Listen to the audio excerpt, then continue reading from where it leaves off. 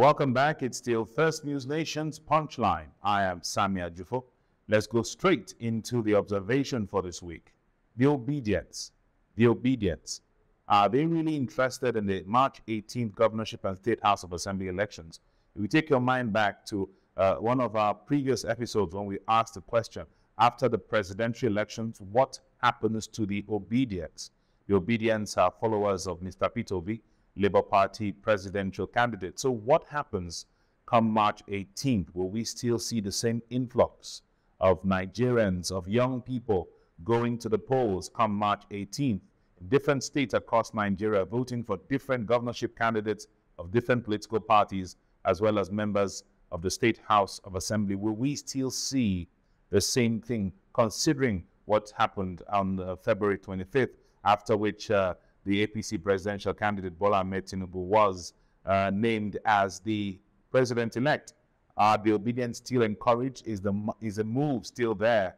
You remember that some time ago, Governor of the Kaduna State, Malam Nasir El-Rufai, said this is just a move, this is just a phase, it's just a wave, and they will soon get tired, that they will soon lose steam. This is what the governor said.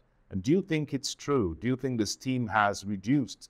How are the Obidients going to take this March 18th governorship and State House of Assembly elections? Is it with the same verve they did with the February 25th general elections? Now, the intensity on the focus of this group, Obidients, where do we see this intensity most prominent? In Lagos State. Yes, it's a serious conversation going on in Lagos State with the Labour Party governorship candidate Gbadebo Rhodes-Vivour against Governor Babajide Sanwo-Olu, the incumbent governor, on the APC ticket. We're also talking about Jandor of the PDP. But the battle seems to be between the Labour Party and the APC.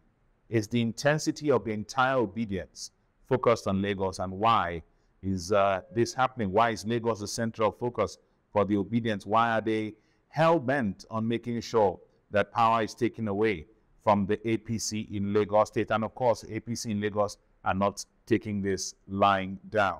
Wow, where things are going, what will happen when we have the March 18th election across states, states aside Lagos State? Will we still see the same push? If you look at the voting patterns across Nigeria, we are seeing that the Obidients really influenced the February 25th elections. Is this same thing going to happen come March 18th? Or a lot of people are saying that there might be a lot of violence and the Obidients might not stand for that. So the speculation that many of the Obidients might not show up is also there. Now, another question to ask is, the Obidients, are they still under the firm control of Peter Obi? Some of them said, look, they are following Peter Obi, but they are not, Peter Obi is not their leader of some sort. They're just bearing the name Obidients. And is it true that they are just independent? Are they still under the firm control of Mr. Peter Obi, Labour Party presidential candidate? That's the question a lot of people are asking right now, because if you look at what he has said in the latest interview on Arise News, when he said certain states are in the radar of the Labour Party, some other states are being partnered with. So not all 36 states, not all states vying for governorship in the March 18th elections will be fielding a party candidate, a candidate from the Labour Party. So the other parties, the other states, supposing the Obidients agreed to follow another candidate of another political party, is this okay for Mr. Peter Obi? That's the question people are asking. Are the supporters allowed to support any other candidate aside the Labour Party candidate? And Peter Obi had said yes, that he should not support any candidate that has competence, that has the capacity, that is well experienced. Now, the question is, Obidients, what are they? Are they a political movement? Are they political machinery? Are they a political tool? Can any political party use them for the actualization of winning the elections? So we need to ask ourselves, which of these groups do you put the Obidients? A political machinery, a political tool, or a political movement? It's not a platform, because it's not a political party. But which of these will we say the Obidients are? And in different states across Nigeria, for different State House of Assembly positions, Will we see obedience going for some and leaving the others? Or what will happen as we go forward? And will it be that leading parties at state levels are already lobbying obedience? Very true. In Abia State, we see that, the conversation is trying to pit obedience against the Labour Party governorship candidate, Dr. Alex Oti. Same thing happening in Enugu State. So across states in Nigeria, is this the same thing happening? Is the PDP, who's the ruling party in the state, or the APC, the ruling party in the state, trying to court or make advances at the obedience so they can, use their numbers? It's happening, and it's happening very, very frequently.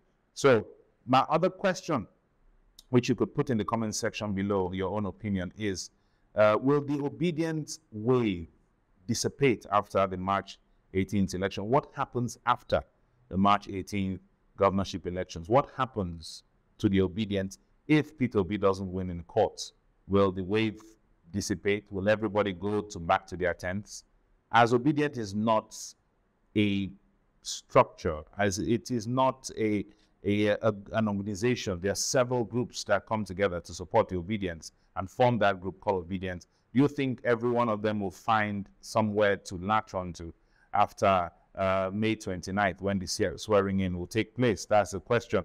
And that also lends credence to the notion that it's possible that some of these obedience groups might break off and join the political parties that are holding powers in their own state. So how powerful will the obedience be come May 29? By December 25th, 2023, or December 31st, will we still hear of the obedience, or will that group dissipate? That's the question we're going to ask. Will they still be together in the future, the next 6 months, the next 1 year? We're going to be watching to see how that works out, how that will work for the governorship elections, how that will work for the State House of Assembly elections, because Mr. Peter Obi has said, look, you are at liberty to vote whoever you think is competent. And even though they are Labour Party candidates in that state, people are picking other options. So that's the big question right now. In Rivers State, there's a rumor that the Labour Party is supporting Tonya Cole of the APC. In Enugu State, there are rumors that the Obidients are supporting Peter Mbah of the PDP. In Cross River State, Mr. Peter B has actually asked people to vote for the PDP candidate. That is one of the states that they are partners. But in Lagos State, it is Gbadebo Roads Viva. We're going to see how that works out as we still watch to monitor the elections, monitor the political climate after the elections, and see what will happen to the obedience. Don't forget to like and subscribe to all our social media handles: Facebook, Twitter, Instagram, as well as YouTube. And you taking a step further, enable notifications on all these platforms so you can get latest updates on all our shows. I am Sammy Ajifo. Thanks for joining us. We'll see you again. Stay safe.